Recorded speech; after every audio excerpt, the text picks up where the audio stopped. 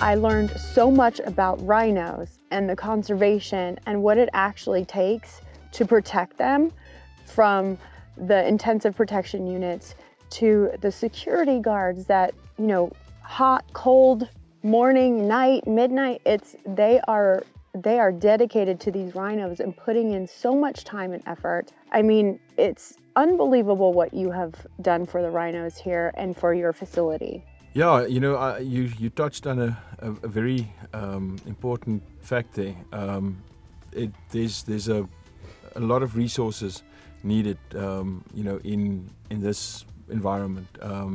It takes a lot of money. So what we need as hunters to have a different approach when they decide where their next hunt is going to be. You know, that they should make sure that there's a conservation impact and conservation value, and that there's a socioeconomic impact in where they're going to go hunt next. Let's talk about like my Cape buffalo. You set out because you knew there was this old bull that needed to be culled from the herd because he has spread his genes and he has done his job. To me, it felt more empowering to do something for the better of the herd, which is true conservation. So I really loved that you took the time to say, okay, this is what we're gonna hunt because you needed it on your property. I was seeing conservation firsthand, and oftentimes that doesn't really happen.